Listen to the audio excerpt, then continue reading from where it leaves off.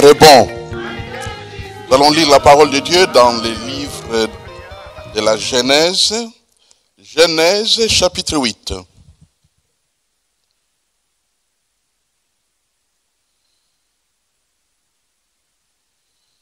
Les livres de la Genèse, le premier livre de la Bible. Genèse chapitre 8. Et c'est le verset 22.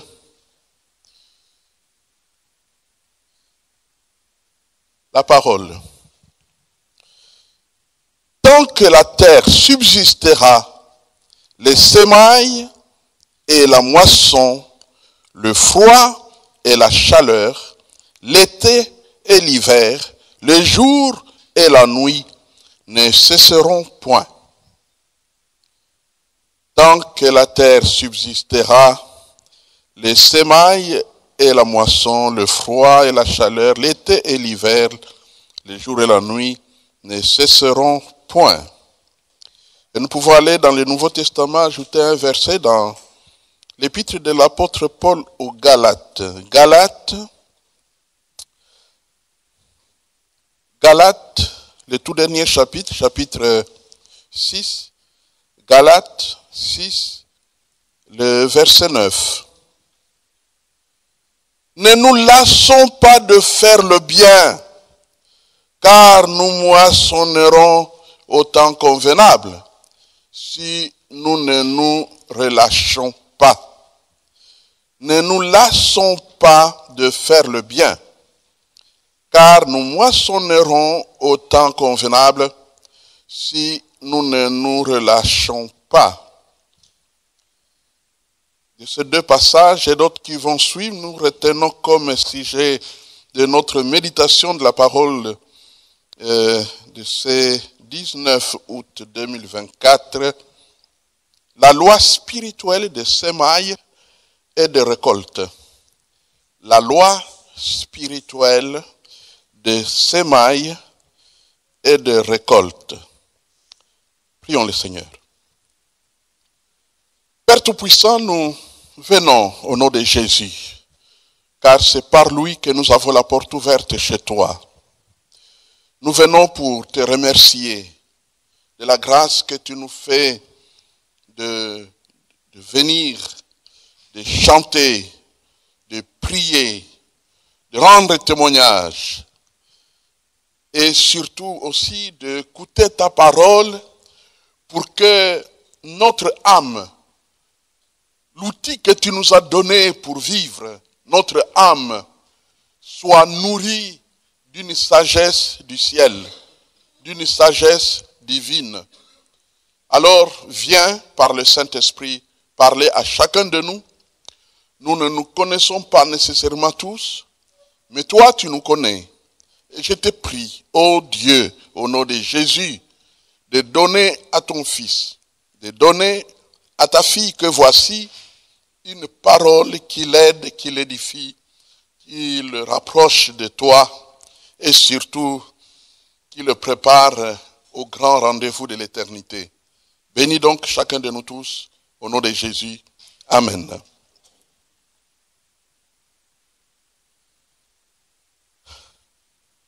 Semaille et récolte. Et très souvent, lorsqu'on revient sur ce verset, très vite on pense à l'agriculture. On pense parfois au fait de donner les offrandes et ainsi de suite. Et cela est vrai. Est vrai. Notre Dieu, c'est un Dieu, lorsque nous ensemençons, qui fait porter du fruit, qui fait porter la récompense à notre travail, pour que nous puissions réussir et nous réjouir de notre labeur. Mais aujourd'hui, j'ai voulu remettre ce passage dans son contexte réel.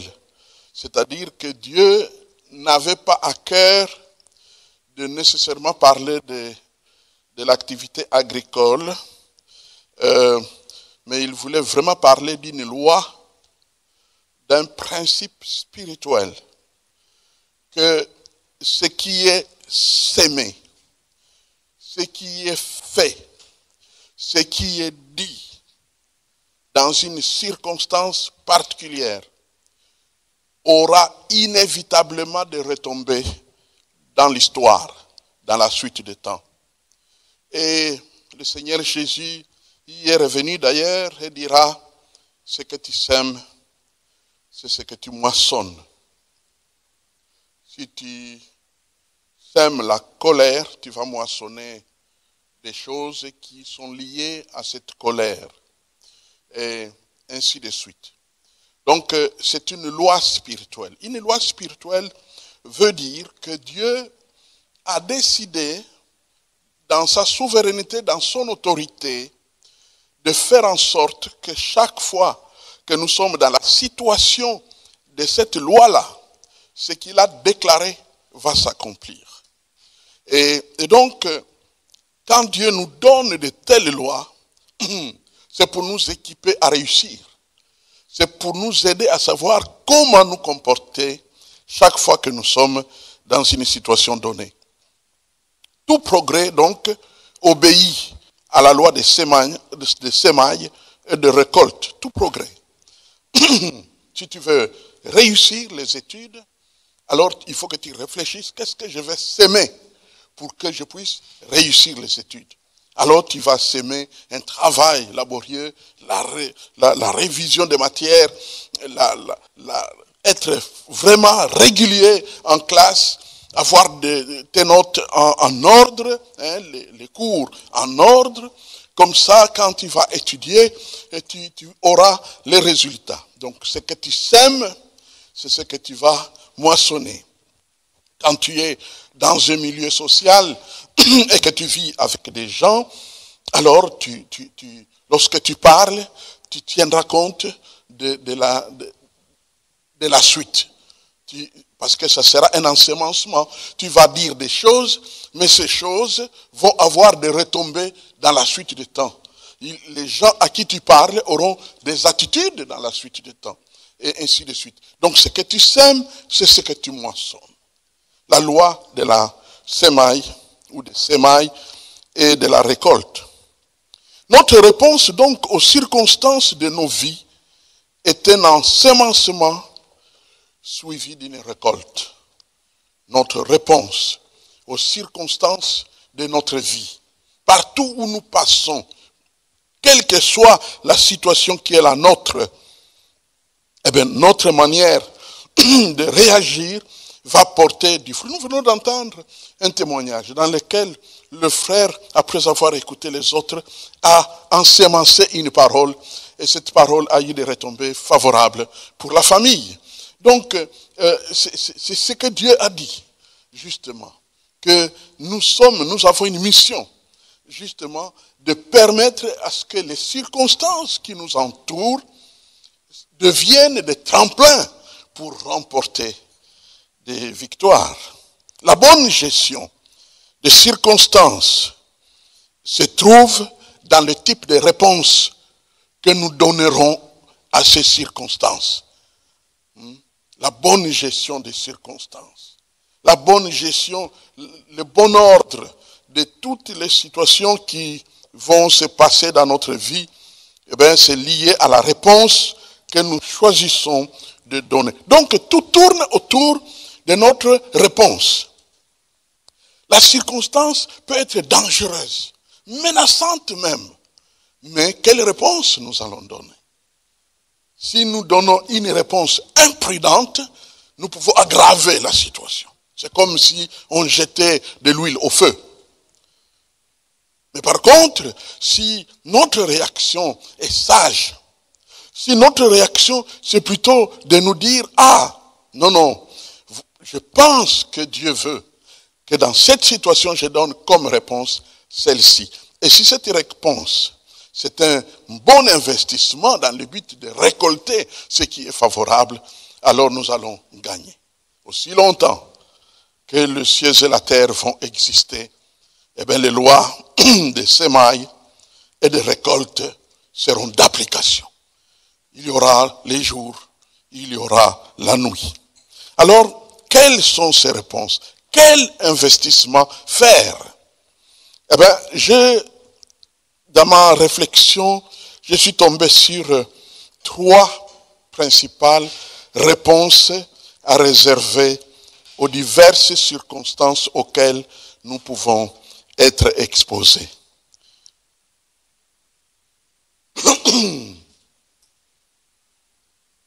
La première bonne réponse à réserver, si nous voulons récolter ce qui va être favorable à nos vies, la bonne réponse à réserver, c'est la gratitude. La gratitude. Nos circonstances, au fait, subissent des interventions. Toutes nos circonstances. Il y a des interventions. Intervention de Dieu, intervention des hommes, mais on peut aller plus loin, la liste peut être longue. Même les interventions du diable. Satan peut intervenir dans les circonstances qui nous concernent. Lorsque nous sommes dans une situation quelconque, imaginons, nous allons à l'hôpital pour nous faire soigner, eh bien, c'est une circonstance, mais dans cette circonstance-là, Dieu peut intervenir, des hommes peuvent intervenir, mais Satan peut aussi intervenir.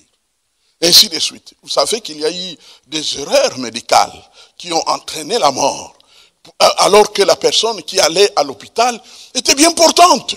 En fait, on ne pouvait pas du tout imaginer que quelque chose de mauvais pouvait lui arriver. Il est allé à pied, il a pris son tram, il est arrivé à l'hôpital, il a téléphoné à qui il voulait l'entendre, et ainsi de suite. Oh, je vais entrer chez le docteur. Et puis, silence. On l'appelle, il n'y a plus de réponse. On cherche, on ne le trouve plus. 2 jours plus tard, il est à la morgue. Que s'est-il passé? Les circonstances ont été interceptées. Interceptées par l'ennemi. Et malheureusement, dans certains cas, l'ennemi réussit à prendre contrôle des circonstances jusqu'à détruire les vies. Mais ce qui me réjouit dans cette affaire, c'est que nous avons une clé. Nous, propriétaires, nous à qui Dieu envoie les circonstances, nous avons une clé. Et la première clé, comme je viens de la citer, c'est la gratitude. Nos circonstances, comme elles subissent des interventions, eh bien, nous devons reconnaître la main de Dieu dans les interventions et lui être favorable par la gratitude.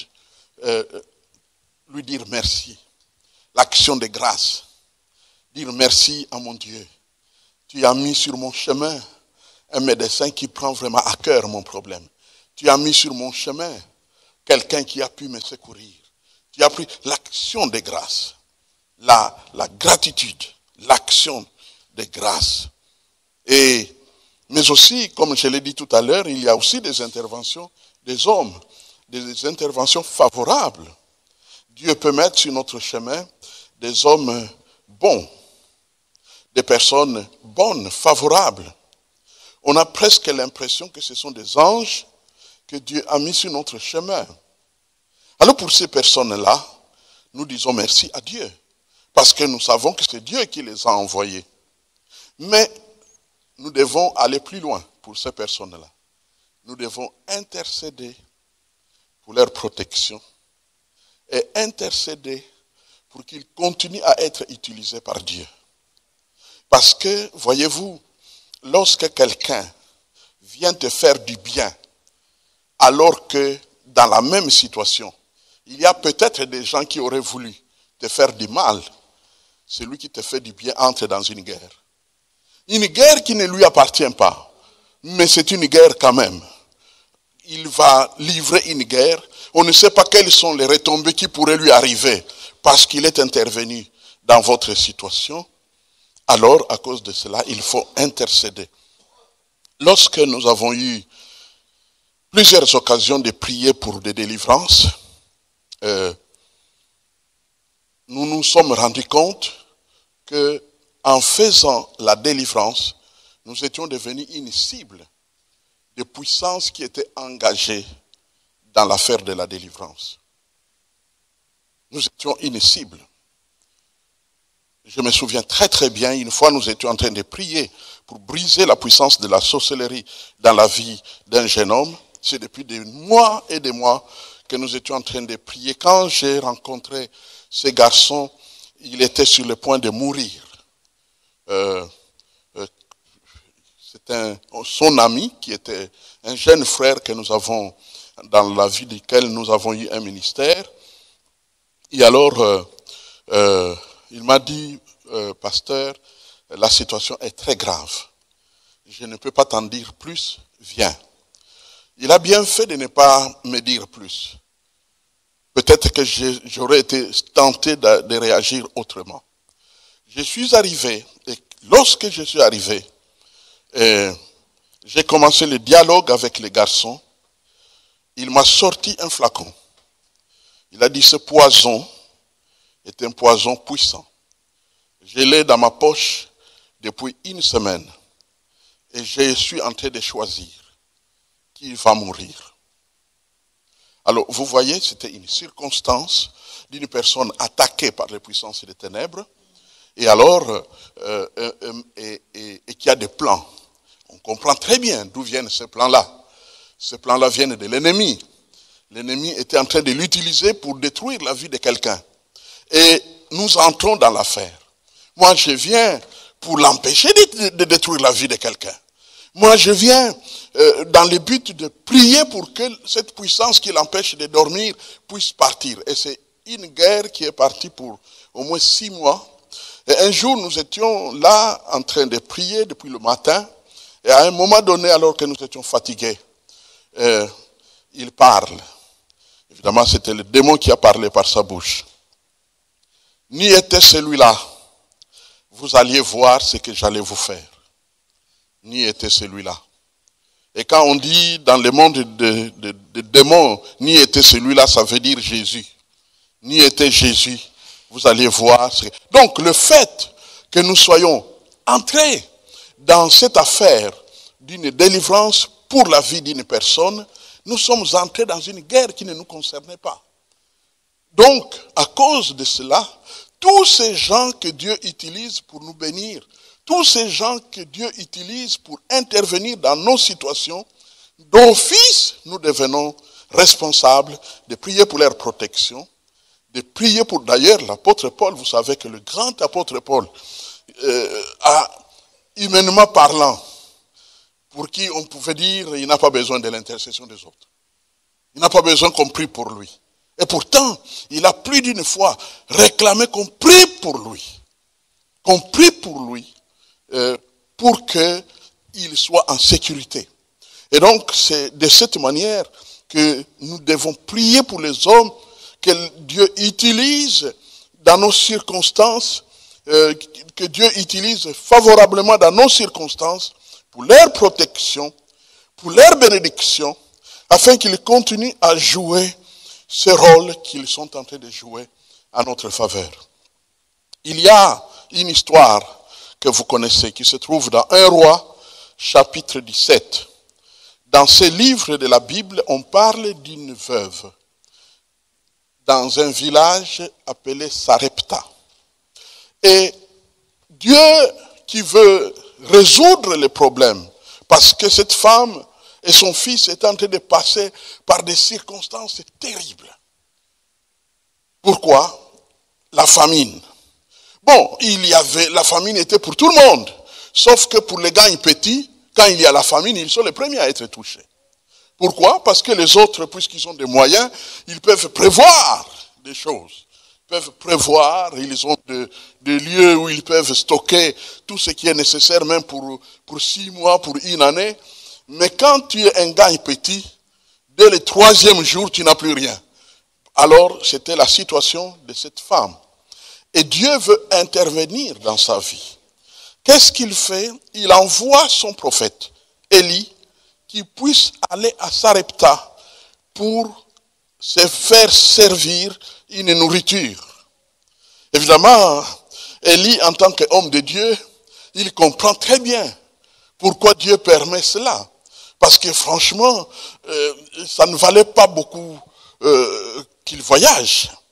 Si vous voyez la quantité de nourriture, qu'il est allé trouver chez la femme de Sarepta. Quand la femme de Sarepta va lui expliquer l'état de son grenier, l'état de son entrepôt de nourriture, ses réserves, il va très vite déchanter. Il va se dire, mais pourquoi suis-je venu jusqu'ici pour un gâteau? Et le gâteau, elle a même de la peine de m'en donner. Mais non, lui, il savait que le Dieu qu'il envoie, il vient là-bas pour bénir la personne, pour entrer dans les circonstances de cette personne afin de la bénir. Et c'est ce qui est arrivé, vous connaissez la suite. Au point qu'à la fin de mon étude de ce chapitre, je me suis posé la question, qui a le plus investi dans cette affaire pour résoudre le problème? Et c'est la femme de Sarepta ou le prophète? Alors j'étais en train de réfléchir. Eh bien, ma conclusion personnelle, je vous laisse la vôtre, c'était les deux. Les deux. Même si la quantité sera inépuisable dans la suite, mais qu'on le veuille ou non, l'acte ou l'intervention, la réponse de cette femme, c'était un investissement sacrificiel. C'était un investissement sacrificiel dès lors qu'elle n'était pas au point où elle avait affaire à un homme, mais elle ne savait pas que cet homme avait déjà fait face à des prophètes de Baal et qu'il avait vaincu par le miracle du feu qui est descendu du ciel pour consumer l'Holocauste. Elle ne savait pas à qui elle avait affaire. Elle était dans le terre-à-terre, comme on dit. Elle était dans le terre-à-terre, elle se disait, cet homme va manger alors qu'il fallait que j'en mange entre moi et mon fils seul. Comme ça, on peut ajouter un peu, peut-être 2-3 jours à notre résistance à la famine. Mais maintenant, si on doit encore couper pour lui donner, qu'est-ce que cela va donner? Mais elle a accepté de payer les prix sacrificiels, la réponse qu'elle a donnée.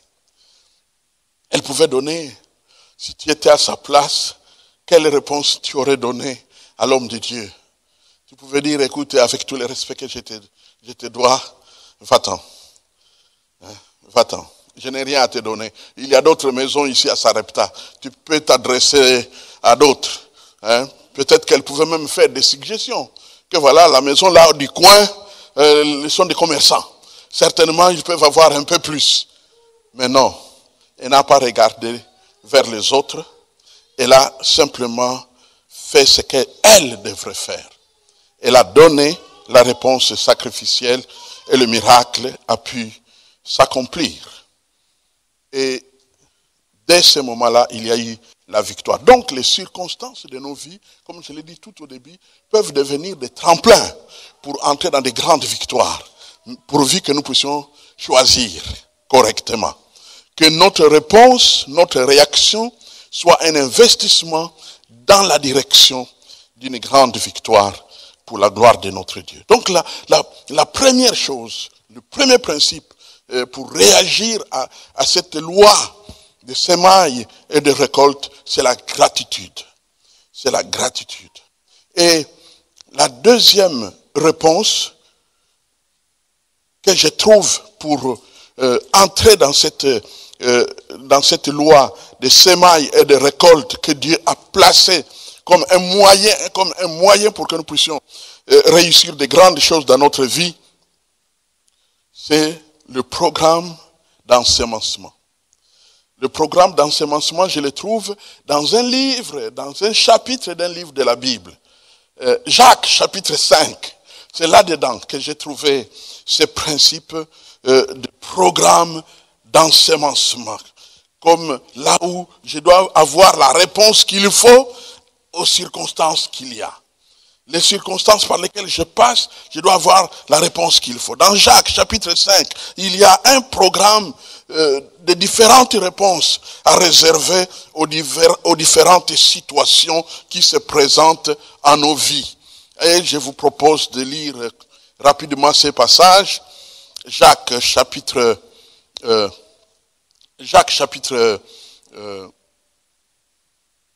5,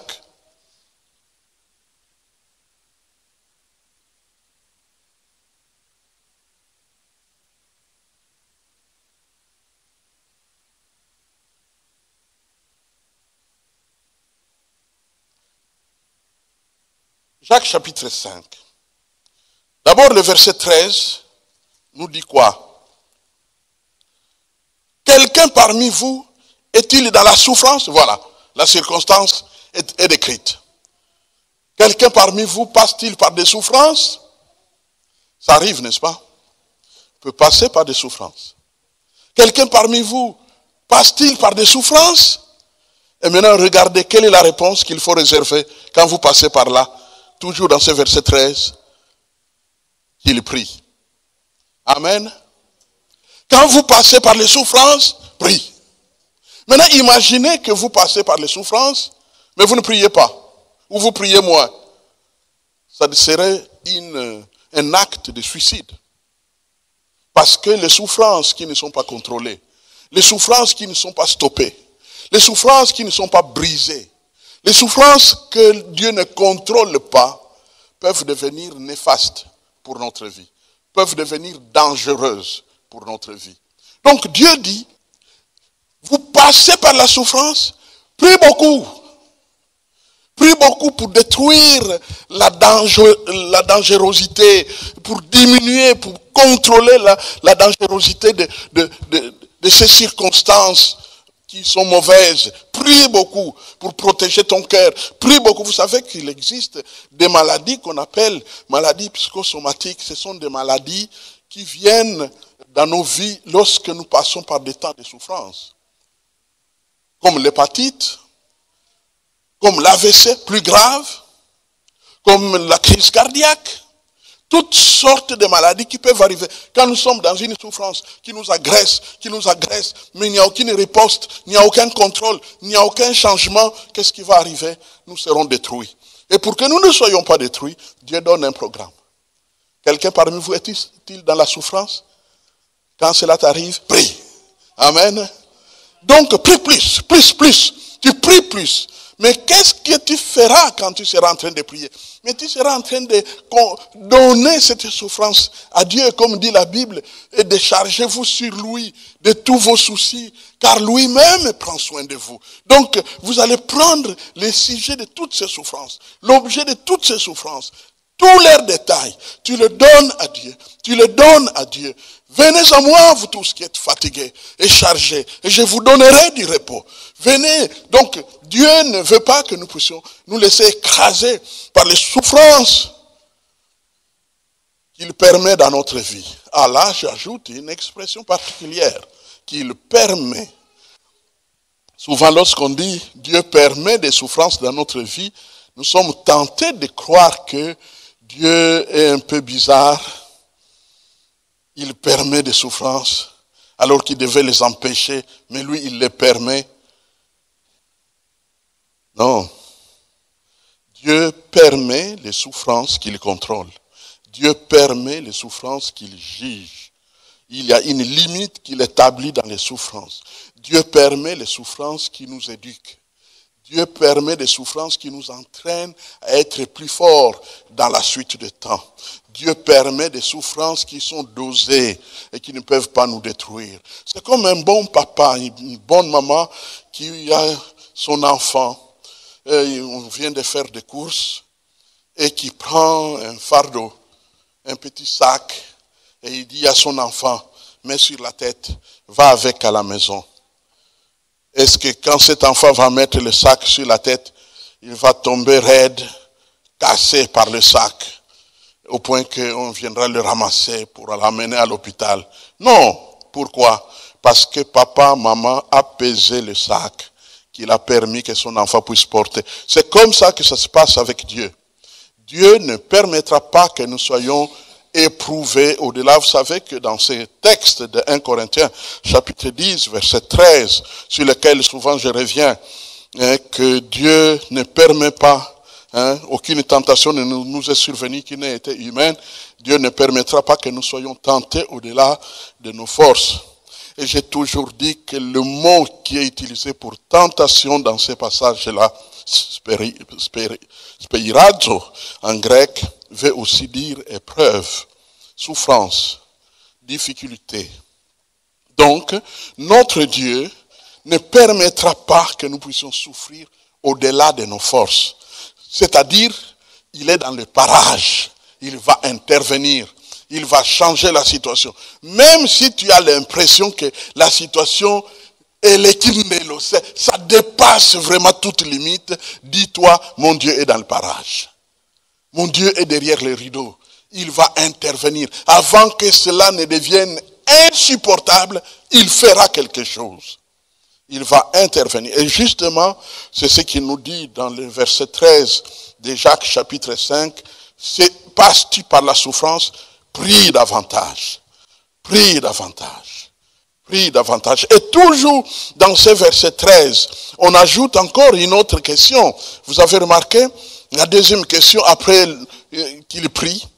Quelqu'un est-il dans la joie? Et comment gérer la joie? Vous avez remarqué? Qu'est-ce qu'il faut ensemencer quand il y a la joie dans notre vie? Qu'il chante des cantiques. Amen. Vous savez, chaque chose que Dieu donne a une valeur. Les cantiques jouent le rôle de multiplier la joie. Ça multiplie la joie, ça protège les victoires, ça multiplie les victoires. Par contre, si tu ne loues pas Dieu dans tes victoires seront éphémères. Ta joie sera de courte durée. Et l'ennemi pourrait même attaquer tes victoires de telle manière que ça se termine de la mauvaise manière possible.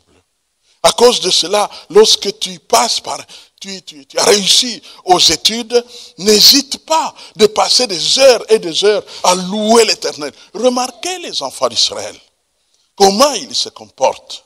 Remarquez le roi David, comment il se comporte quand il avait une victoire, quand Dieu lui donnait la victoire sur Goliath, la victoire sur ses ennemis. Qu'est-ce qu'il faisait?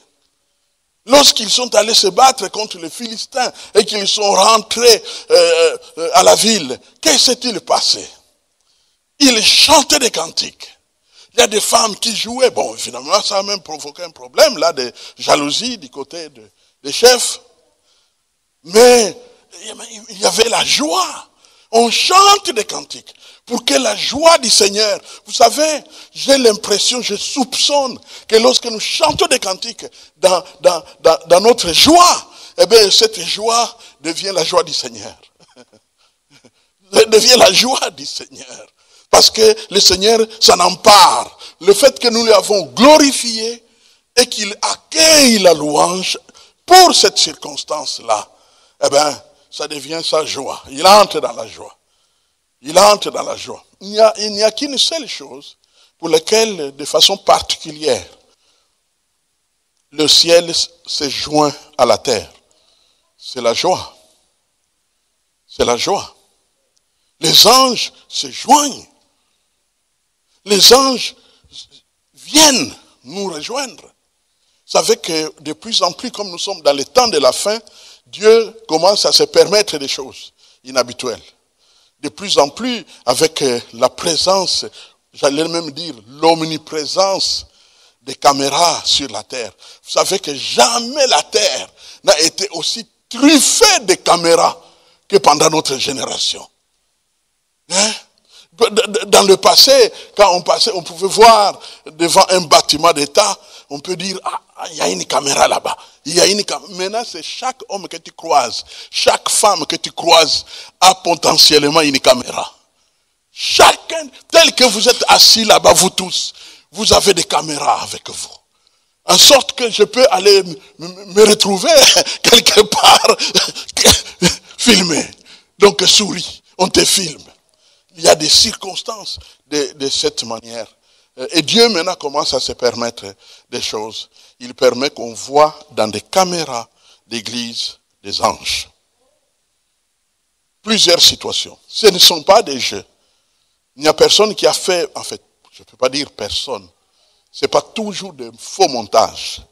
Il y a vraiment des cas de présence angélique dans les assemblées. Filmer, tu filmes sans trop te rendre compte, mais en réalité, tu as filmé. Dieu est en train de s'impliquer dans les joies de ses enfants.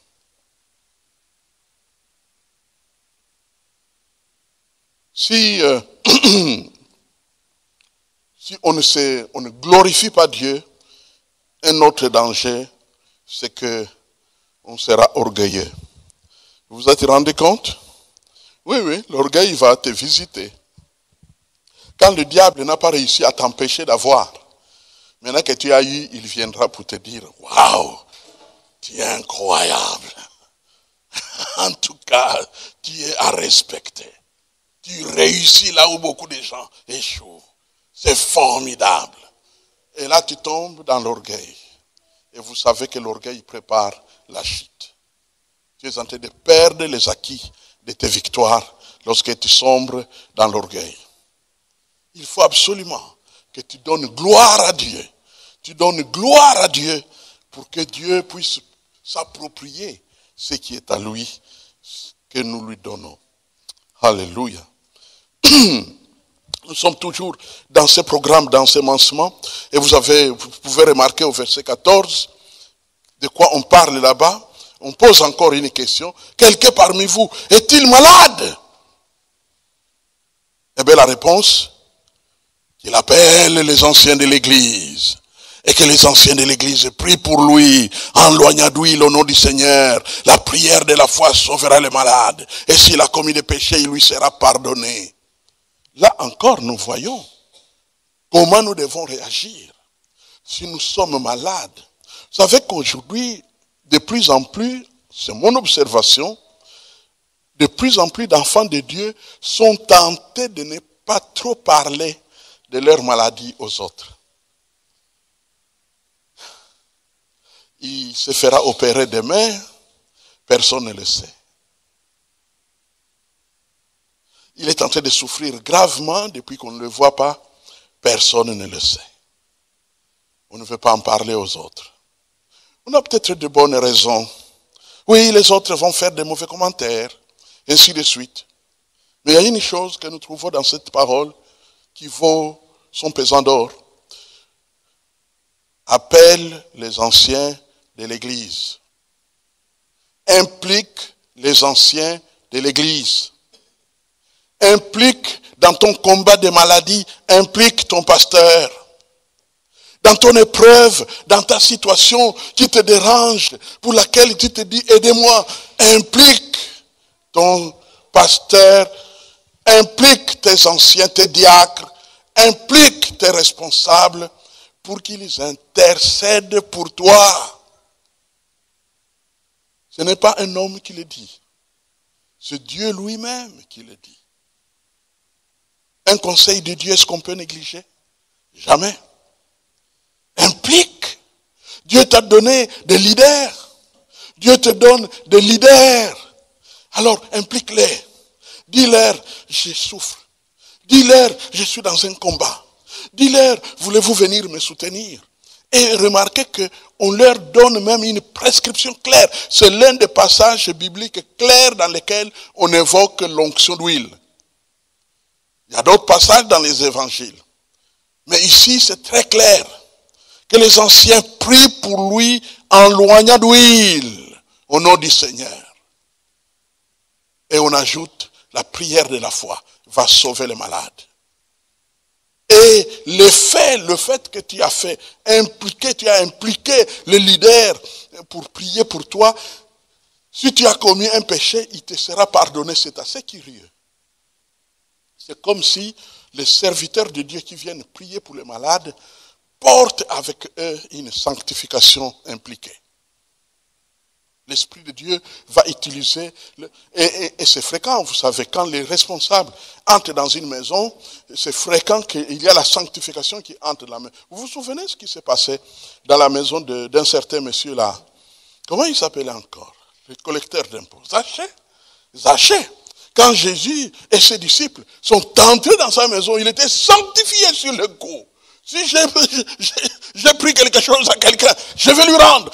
C'est une repentance. Il est en train d'être libéré de ses péchés. C'était un travail qu'a apporté la présence de Jésus et ses disciples.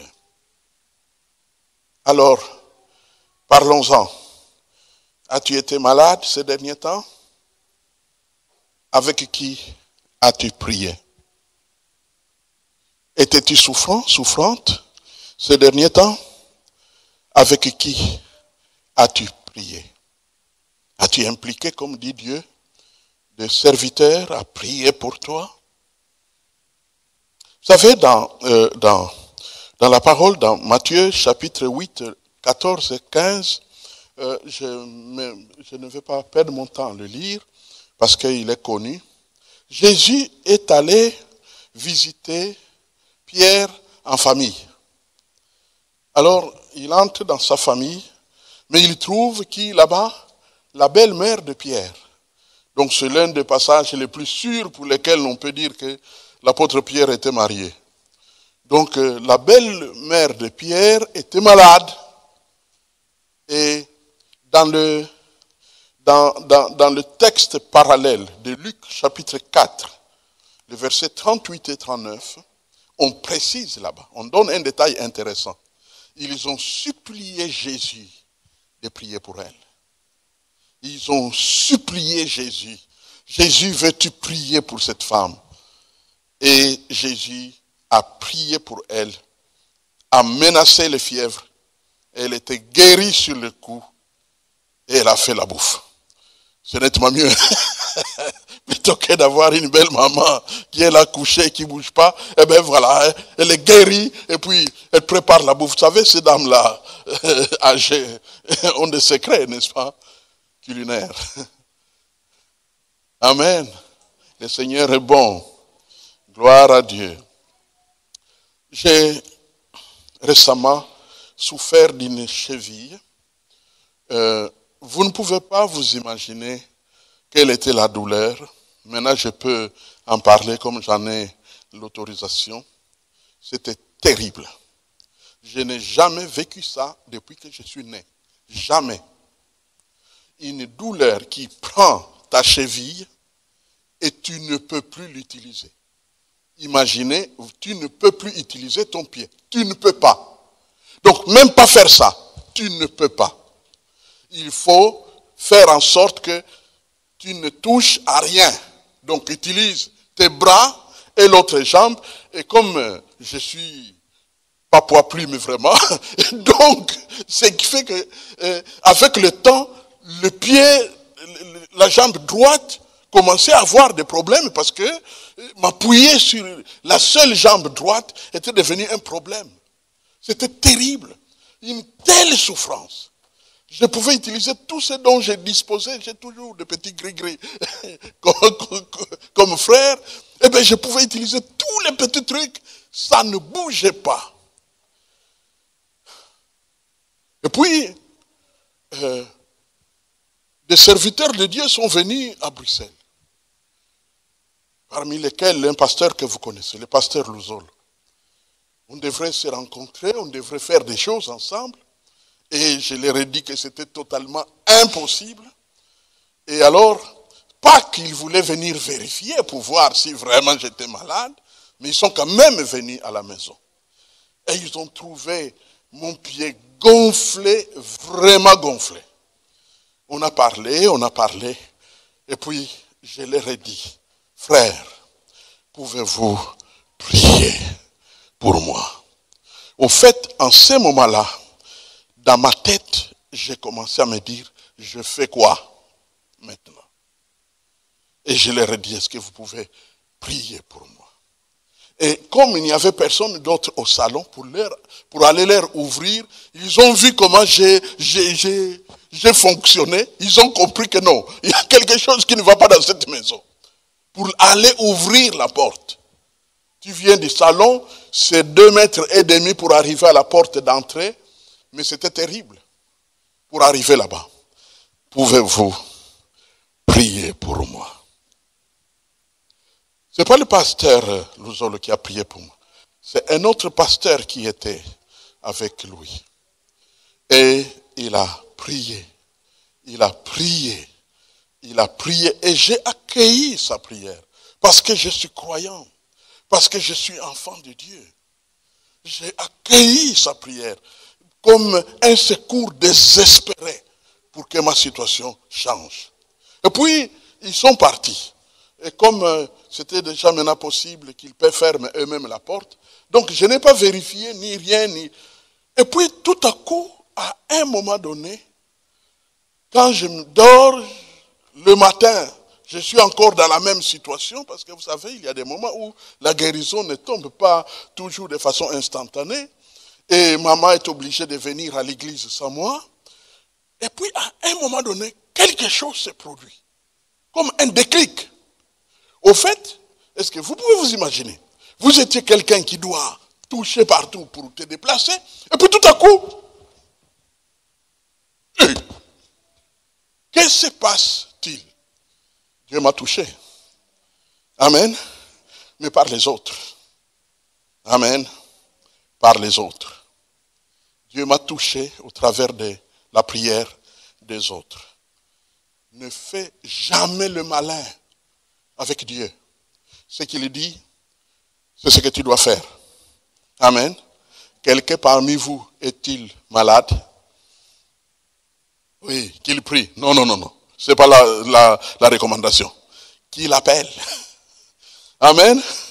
Qu'il appelle les anciens de l'église. Qu'il appelle les anciens de l'église. Communion fraternelle.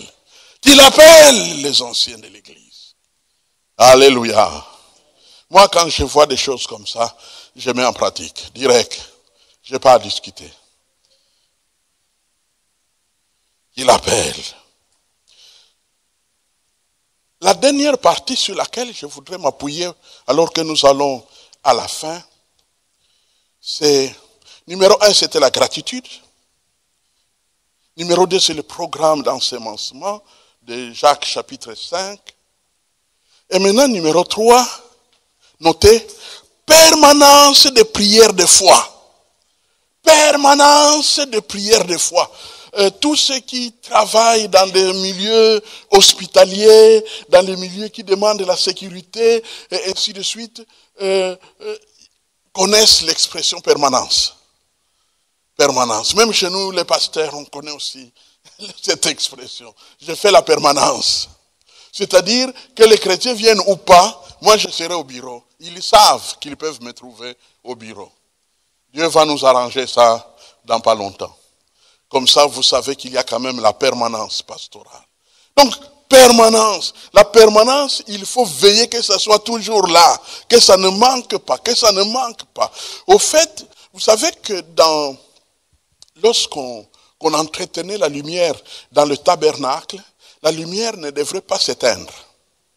Il y avait une sorte, il fallait veiller à ce qu'il y ait toujours de l'huile, n'est-ce pas, dans la lampe, dans les chandeliers. Et donc, il fallait toujours veiller qu'il y ait de l'huile, c'est une permanence d'huile.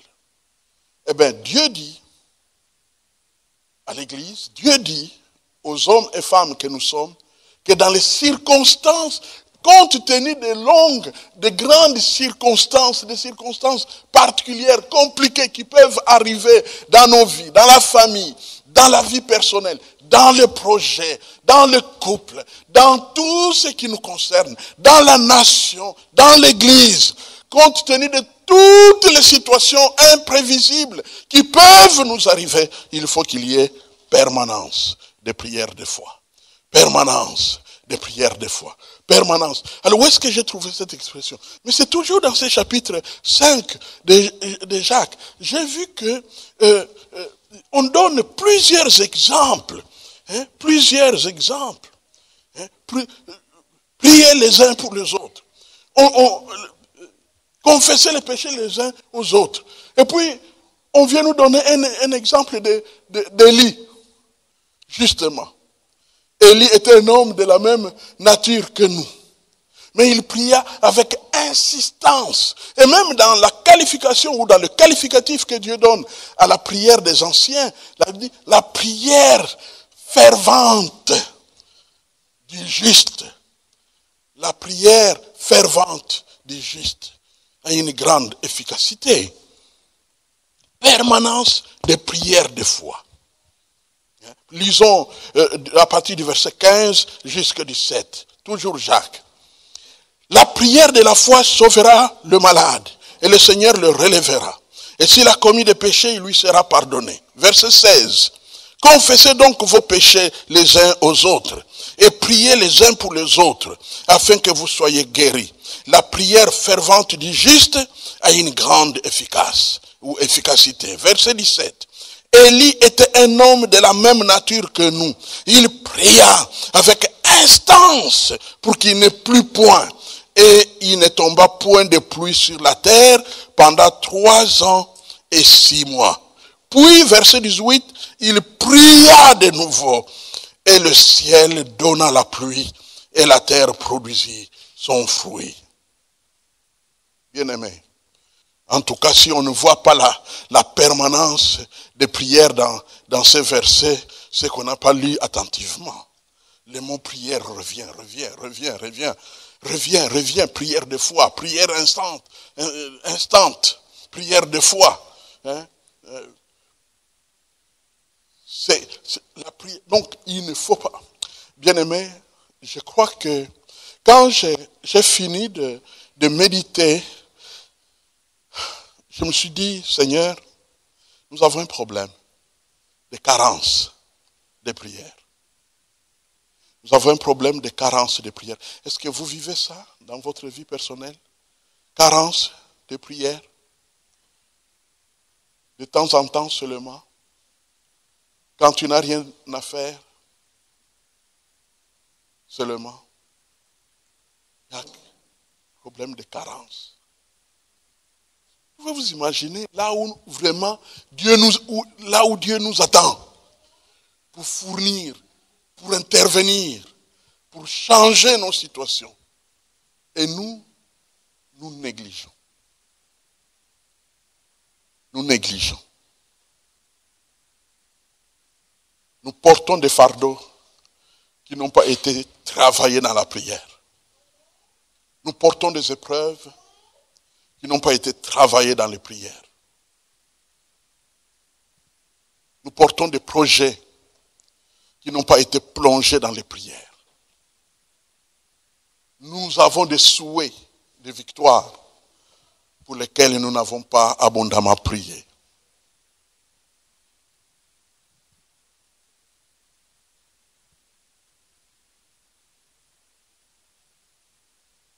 La loi spirituelle de semailles et de récoltes. La voilà. Prions le Seigneur. Parle à ton Dieu. Dis-lui que tu t'engages. Dis-lui que tu t'engages à faire fonctionner la loi spirituelle de semailles et de récoltes. Père Tout-Puissant, ta parole est une lampe à nos pieds. Ta parole est une source d'intelligence. Ta parole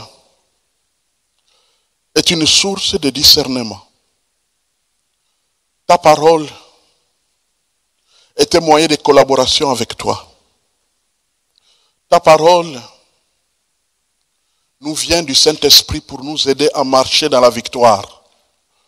Ta parole est un moyen pour vaincre Satan, est un moyen pour vaincre tout péché, est un moyen pour triompher des circonstances incontrôlables, est un moyen que tu nous donnes. Et maintenant que nous sommes là justement devant toi, je voudrais, chacun de nous, comme un corps, frères et sœurs, nous voulons prier. Prier, Seigneur, pour cette rentrée scolaire qui s'annonce, afin que tes enfants puissent s'en sortir. Souvent, quand il y a des épreuves, on n'a peut-être pas tous les moyens qu'il faut. On a la liste des choses à acheter, mais le budget ne suit pas. Et là encore, nous pouvons avoir besoin de ton intervention. Père, je te prie, manifeste ta puissance. Parce que, comme le dit ta parole, tu t'impliques dans nos circonstances. Implique-toi dans les circonstances scolaires. Il y en a d'autres qui doivent faire peut-être des examens de seconde intervention, deuxième session, troisième session. Père, je te prie que là aussi, tu interviennes, Seigneur. La maladie peut aussi être là, en train de nous résister depuis des mois, depuis des années peut-être. Là encore, comme ancien, comme tes serviteurs, j'invoque ton nom pour toute maladie à cet instant, afin que tu interviennes dans le corps, dans la colonne vertébrale, dans la tête, dans les articulations, dans le cœur, dans les poumons, dans le rein, dans les estomacs, dans le sang, dans les yeux, dans le cerveau. Que ces migraines, ô Dieu, qui persistent depuis longtemps, soient trempées maintenant dans les prières de foi au nom de Jésus-Christ. Et que ta grâce puisse éclater, ta puissance puisse éclater dans nos cœurs. Seigneur, certaines épreuves ont été là et nous ont brisés. Et là encore, nous invoquons cette prière par la prière de foi, que tu puisses apaiser nos cœurs pour que cela ne produise pas des effets néfastes capables d'avoir des retombées. Nous ne voulons pas s'aimer pour moissonner la tempête. Nous ne voulons pas s'aimer pour moissonner les désastres. Nous voulons s'aimer la prière pour moissonner tes victoires. Il y a des projets, Seigneur, qui sont dans le secret. Et certains de tes enfants arrivent à un point où ils ne peuvent plus prier parce qu'ils sont menacés par des projets qui tardent à s'accomplir. Et ils ont peur de leur avenir. Là encore, Père, nous te prions. Nous invoquons le nom de Jésus pour que tu puisses intervenir afin que là où il y avait des tempêtes, ces tempêtes puissent se dissiper et que la victoire puisse éclater pour qu'on entre dans la louange, la nouvelle période lorsque tu as fini d'intervenir.